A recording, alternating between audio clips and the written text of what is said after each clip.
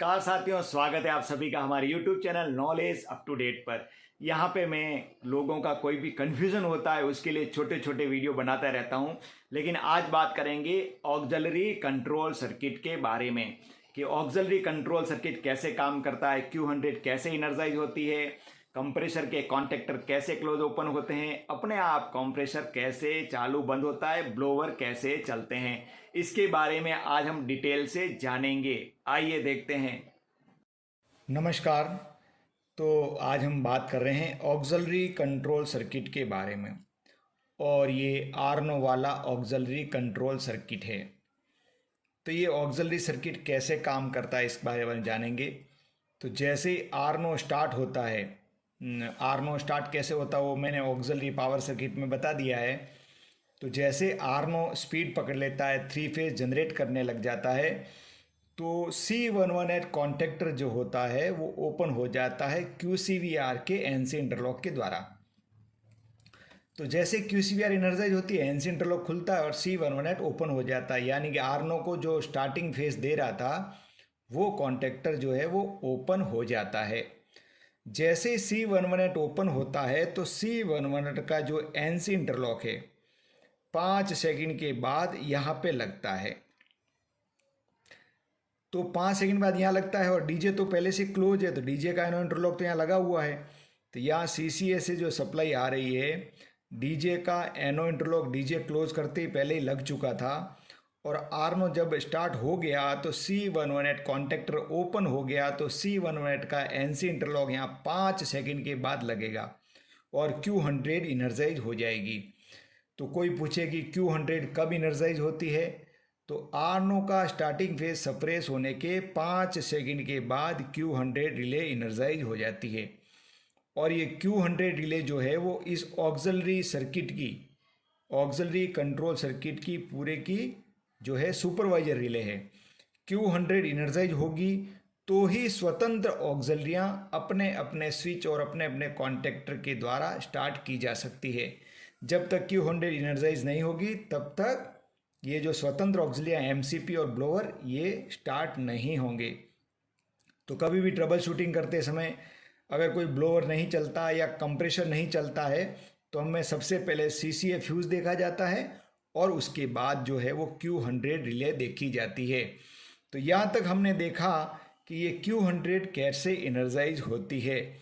अब आगे हम देखेंगे कि कंप्रेसर कैसे चलते हैं। तो अब हम जानते हैं कि कंप्रेसर कैसे चालू और बंद होते हैं, RGCP का क्या रोल है उसके बारे में डिटेल से जानते हैं। आइए। तो आर्नो वाले लोगों में जैसे ही VCB क्लोज हो गया, आर्नो स्टार्ट हो गया, LSTJ का बुझना, UA का डेविएट होना और LSCHB बुझने के बाद में जब छोड़ दिया BLRDJ को, तब हम BLCP को क्लोज करके कंप्रेसर चलाते हैं। तो यहीं से CCA से सप्लाई जा रही है। देखो यहाँ पे BLCP को हम क्लोज करेंगे। ये BLCP लीवर स्विच का ये इंडिकेशन दिया हुआ है, सिंबल दिया हुआ है। यहाँ से ये सप्लाई जाएगी और यहाँ पे RGCP लगी हुई है, ये RGCP का इंटरलॉक है। जैसा कि हम RGCP जानते हैं, रेगुलेटिंग गवर्नर फॉर कंप्रेसर, यानी कि प्रेशर जब घटकर 8 kg हो जाएगा तो RGCP का इंटरलॉक जो है यहाँ पे लगेगा, ऐसे ये यहाँ पे लग जाएगा, यानी कि कंप्रेसरों के कॉन्टेक्टरों के ऊपर RGCP का इंटरलॉक लग जाएगा। नॉर्मल में किधर लगा रहता है RGB इंटरलॉक, ये वीड वाल पे लगा रहता है। तो अभी प्रेशर घटकर 8 kg हो गया या 8 kg से कम हो गया है तो ये इधर लग गया। Q100 पहले से इनर्जाइज हो चुकी है तो Q100 का एनो इंटरलॉक भी यहाँ लग गया है। यहाँ से सप्लाई जाएगी HCP ऐसी पोजीशन में जिससे C101 क्लोज हो जाए, यानी कि HCP की टोटल 8 पोजीशन है, 0 फिर 1 1 2 1 3 1 2 3 2 1 2 2 3 1 2 3 इस प्रकार की जो है वो टोटल 8 पोजीशन है।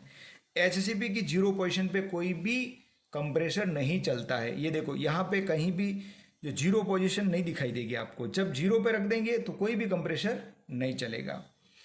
तो ये जो पोजीशन बताई, इस पोजीशन पे रखते हैं तो सप्लाई को जाने देता है। इसके अलावा कोई भी पोजीशन होगी तो सप्लाई को नहीं जाने देगा। यानी कि HCP को हमने 1 पे रखा है तो C101 क्लोज होगा, 1-2 पे 1 क्लोज, 1-3 पे क्लोज होगा, 1-2-3 पे क्लोज होगा। यहाँ पे 2 नंबर, सिर्फ 2 नंबर की पोजीशन नहीं है, देखो तो 2 पे रख देंगे तो ये जो कॉन्टेक्टर वो क्लोज नहीं होगा। ये आपको समझ में आ गया होगा कि भाई ये कैसे होता है।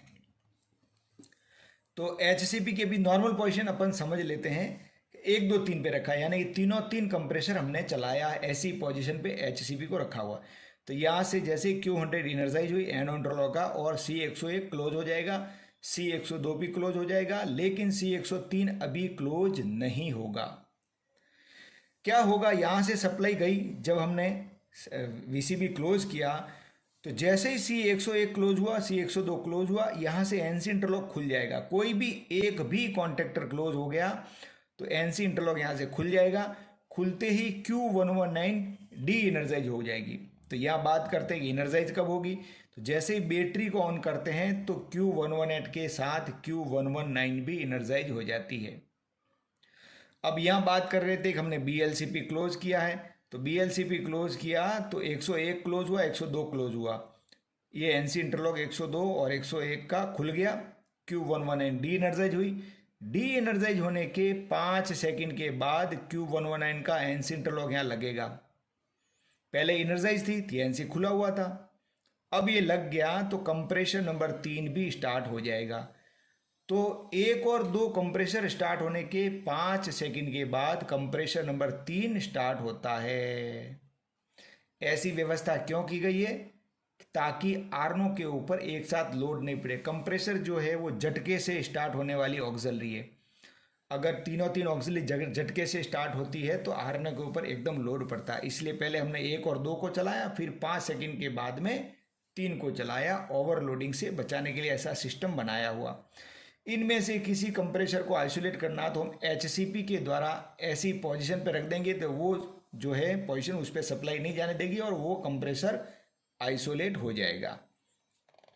तो यहाँ हमने कंप्रेसर कैसे स्टार्ट हुए, 5 सेकंड के बाद तीसरा कैसे स्टार्ट हुआ और Q119 का रोल समझा।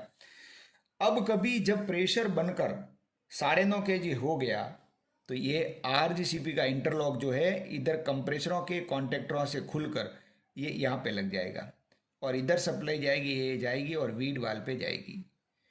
वीड वाल इलेक्ट्रो वाल फॉर ऑटो ड्रेन, जैसे ही वीड वाल एनर्जाइज होगा ऑटो ड्रेन वाल को ऑपरेट कर देगा जो अंडर फ्रेम में लगा हुआ है, और वो क्या करेगा, मॉइस्चर को ऑटोमेटिक ड्रेन कर देगा। तो जब जब कंप्रेसर स्टार्ट होते हैं और जब जब कंप्रेसर बंद होते हैं तब ये जो ऑटो ड्रेन वाला अंडर फ्रेम में लगा है वो मॉइस्चर को ड्रेन करता है। लेकिन अभी ये जब कंप्रेसर बंद हो गए तो यहाँ से सप्लाई, ये इनर्जाइज ही रहेगा ऑटो वीड वाल, लेकिन ऑटो ड्रेन वाल एक बार ड्रेन करके ऑटोमेटिक उसमें ऐसा सिस्टम है कि ड्रेन करके फिर बंद हो जाता है, लगातार ड्रेन नहीं होता है। तो ये वीड वाल इनर्जाइज हुआ। अब प्रेशर घटकर वापस जब 8 kg होगा तब ये इंटरलॉक इधर लगेगा और कंप्रेसर वापस स्टार्ट हो जाएंगे। तो हम Q119 क्या काम कर रही है, Q119 एक तो कंप्रेसर नंबर 3 को जो है 5 सेकंड के बाद में स्टार्ट कर रही है 102-103। दूसरा काम Q119 जैसे ही इनर्जाइज होती है, जब हम बैटरी को ऑन करते हैं तो इनर्जाइज होती है, यहाँ पे लग जाता है उसका एनो इंटरलॉक और यहाँ पे VEUL वाल भी इनर्जाइज होता है। तो VEUL वाल इनर्जाइज होके क्या काम करता है, देखो बैटरी को ऑन करते ही इनर्जाइज होता है और कुछ काम, लोगों तो बंद है अभी, लेकिन ये इनर्जाइज हो गया है बैटरी को ऑन करते ही। तो क्या करेगा, जब कंप्रेसर स्टार्ट होंगे तब कंप्रेसर और जो कंप्रेसर हेड के बीच में एक NRV लगा हुआ है, नॉन रिटर्न वाल्व, जो आपको मैंने न्यूमेटिक सर्किट में बताया है।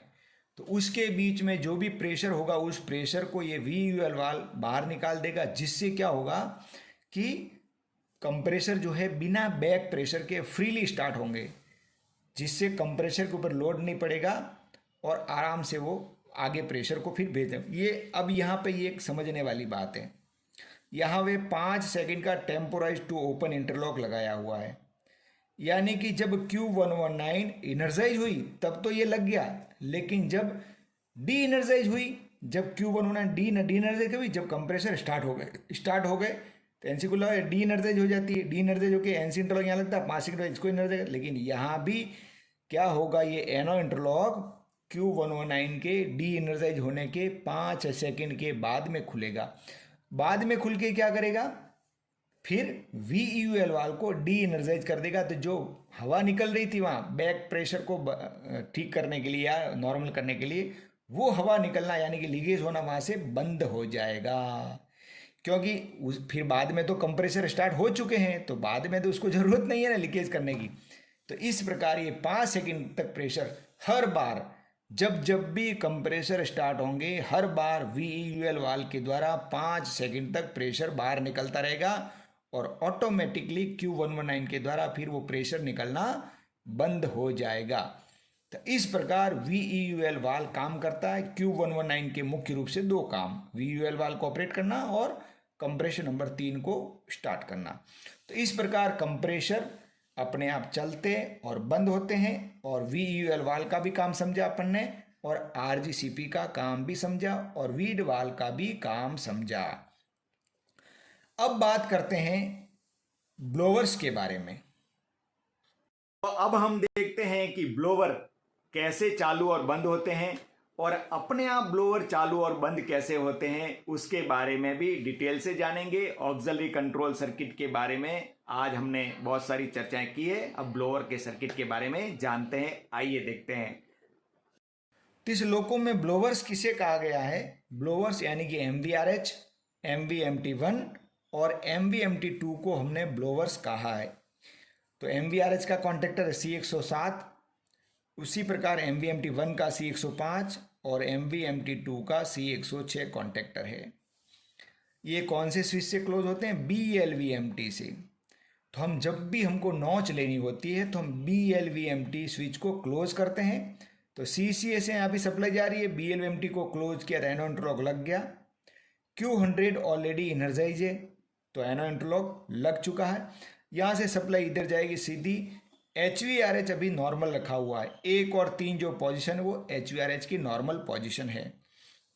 यहाँ से C107 क्लोज होगा और C107 क्लोज होके MVRH को चला देगा। MVRH चल जाएगा, उसके बाद में यहाँ पे C107 का एनो इंटरलॉक लगेगा और QTD 105 को एनर्जाइज करेगा। QTD 105 और QTD 106 एक टाइम लेग रिले है और ये क्या करती है, 5-5 सेकंड के अंतर से ब्लोवरों को चलाती है। तो C107 का एनो इंटरलॉक लगा, QTD 105 एनर्जाइज हो गई और 5 सेकंड के बाद QTD 105 का एनो इंटरलॉक C105 पर क्लोज होगा, C105 क्लोज हो जाएगा और MVMT1 स्टार्ट हो जाएगा। या भी HVMT1 का दिया हुआ है कॉन्टेक्ट, ताकि कभी इसको आइसोलेट करना हो तो इसके द्वारा हम कर सकते हैं। यहाँ पे देखो HVRH का 0 का कॉन्टेक्ट दिया हुआ है, वो इसके लिए दिया है कि कभी हमने MVRH को आइसोलेट कर दिया तो फिर ये MVMT1 और MVMT2 कैसे चलेंगे। तो जब भी हम MVRH को आइसोलेट करेंगे तो HVRH के 0 के कॉन्टेक्ट द्वारा इधर से सप्लाई इधर से जाके यूँ चली जाएगी, इसको एनर्जाइज करेगी और ये यहाँ पे लगेगा। 5 सेकंड के बाद C105 क्लोज हो जाएगा। C105 का एनो इंटरलॉक QTD 106 पे लगेगा, QTD 106 एनर्जाइज होगी और QTD 105 का एनो इंटरलॉक 5 सेकंड के बाद C106 पे लगेगा और MVMT2 स्टार्ट हो जाएगा। इस प्रकार पहले MVRH चला, 5 सेकंड के बाद MVMT1 चला, 5 सेकंड के बाद MVMT2 चल जाएगा। यहाँ QTD के पैरेलल में C105 का एनो इंटरलॉक, QTD2 के पैरेलल में QTD 106 के पैरेलल में C106 का पैरेलल में एनो इंटरलॉक दिया हुआ। यानी कि एक बार ये कॉन्टेक्टर क्लोज हो जाए तो इसके द्वारा ये बाईपास सप्लाई भी बनी रहेगी, ये भी एनर्जाइज रहेगा। लेकिन ये एक्स्ट्रा ये इसलिए दिया है कि कभी कभी क्या होता है, ये रिले कभी चैटरिंग करती है। चैटरिंग का मतलब इनर्जाइज डी एनर्जाइज ऐसी या डी एनर्जाइज हो जाती है, तो उससे फेलियर पैदा न हो इसके लिए यहाँ से बाईपास कर दिया उसी सेल्फ इंटरलॉक के द्वारा, तो ये मेंटेन रहेगी अच्छी तरह। अब यहाँ बात करते हैं कि कभी कभी क्या होता है कि BLVMT क्लोज करना हम भूल गए और हमने नॉच ले लिया, तो ब्लोअर के अपने आप चालू करने की व्यवस्था भी की गई है। जैसे आपने ये BLVMT क्लोज नहीं किया और नॉच ले लिया, क्योंकि नॉच लेते हैं तो सप्लाई जाएगी और ट्रैक्शन मोटर गर्म होगी तो उसको ठंडा करना ज़रूरी है। तो जब भी नॉच ले लिया तो MPJ को फॉरवर्ड या रिवर्स में तो रखते ही हैं, तभी नॉच लेते हैं। तो ये फॉरवर्ड और रिवर्स में रखा तो एनो इंटरलॉक लग गया। यहाँ से GR जैसे ही पहली नॉच पे जाएगा ये इंटरलॉक यहाँ लग जाएगा और यहाँ से सप्लाई सीधी Q100 इनर्जाइज है और इसी प्रकार ये सर्किट काम करेगा और ब्लोवर अपने आप स्टार्ट हो जाएंगे। तो पहली नॉच लेने पर ब्लोवर इस प्रकार अपने आप स्टार्ट हो जाते हैं। यहाँ पे C107 का एनो इंटरलॉक पैरेलल में दिया है। ये C107 जैसे क्लोज हो जाएगा एनो इंटरलॉक यहाँ भी क्लोज हो जाएगा। ये इसलिए दिया है कि जब हम वापस GR को 0 पर रखते हैं, अगर पहली नॉच लेने पर लिया ब्लोअर तो स्टार्ट हो गए, लेकिन जैसे ही वापस हमने MP 0 पर रख दिया, GR 0 पे आ गया, भले ये ओपन है, तो जब तक C107 क्लोज रहेगा तब तक जो है वो इधर से सप्लाई बनी रहेगी और ब्लोअर चालू रहेंगे। अगर हमको ब्लोअर बंद करना है तो MPJ को 0 पे रखेंगे तो यहाँ से कट पैदा होगा तो ब्लोअर बंद हो जाएंगे। लेकिन हमें यह ध्यान रखना है कि हमेशा BLVMT क्लोज ओपन के द्वारा ही ब्लोअर को चालू करना। ये तो एक एक्स्ट्रा व्यवस्था है, जब हम भूल जाते हैं तब के लिए। चालू और बंद करने का स्विच BLVMT ही है, इसके द्वारा ही हमें चालू और बंद करना है। इस सर्किट में यहाँ पे एक थोड़ा सा रह गया था HCP का या HCP का कॉन्टैक्ट दिया 3 नंबर का। कभी कभी क्या होता है हमें सिर्फ कंप्रेशन नंबर 3 ही चलाना है, तो फिर HCP को हम 3 नंबर के पोजीशन पर रखेंगे तो वहाँ बिना टाइमिंग के, यानी कि जो 5 सेकंड का गैप दे रहे थे 1 और 2 के बाद, वो गैप नहीं होगा। यहीं से जैसे सप्लाई जाएगी बिना टाइमिंग के डायरेक्ट C103 क्लोज होगा और कंप्रेशन नंबर 3 स्टार्ट हो जाएगा। इसके सर्किट में ही VF की ब्रांच दी हुई, इसको भी समझ लेते हैं थोड़ा। तो VEF कैसे इनर्जाइज होता है, सादी भाषा हम बोलते हैं कि PVF दबाते हैं तो VF इनर्जाइज होता है। जब PVF को दबाते हैं तब CCPT से सप्लाई मिलती है। BL का इंटरलॉक है, PVF को दबाया और यहाँ से QRS इनर्जाइज हो चुकी है। BL को अनलॉक करने पर BP प्रेशर होने पर VF वाल इनर्जाइज होता है और A9 के साथ जब लोको को ब्रेक लगाते हैं तो वो नहीं लगने देता है। और जब हम डायनामिक ब्रेक लगाते हैं, रियोस्टेटिक ब्रेक लगाते हैं, तब तो PVF नहीं दबाया, ये तो कट पैदा। इधर से CTF जैसे ही ब्रेकिंग में जाएगा ये एनो इंटरलॉक यहाँ से लग जाएंगे। QV64 यानी कि Q50 इनर्जाइज है तो ये NC इंटरलॉक QV64 का लगा हुआ है। QRS इनर्जाइज होने पर VF वाल यानी कि MP को P पे रखते ही VF वाल इनर्जाइज हो जाएगा। तो VF वाल की दोनों अलग अलग ब्रांच से जब अलग अलग इनर्जाइज होता है तो ये भी यहाँ पे बताया हुआ है। यानी कि CCA सप्लाई VF को कब जाती है, जब MP को P पे रखते हैं तो CCA से सप्लाई जाती है, और बाकी समय में जब ट्रैक्शन में गाड़ी चलाते हैं तो फिर CCPT से VF को सप्लाई जाती है। इस पूरे ऑक्सिलरी कंट्रोल सर्किट में इन कॉइलों में कहीं भी अर्थ फॉल्ट होगा तो CCA फ्यूज मेल्ट होकर उस सर्किट की सुरक्षा करेगा। तो CCA मेल्टिंग में, जब भी CCA मेल्ट होता है तो हमें ये सारी कॉइलें चेक करनी होती है। ठीक है, तो ये हुआ हमारे पास में ऑक्सिलरी कंट्रोल सर्किट विथ आर्नो वाले लोगों का। अगर आपको समझ में आ गया अच्छी तरह तो कमेंट करके अवश्य बताएं। धन्यवाद।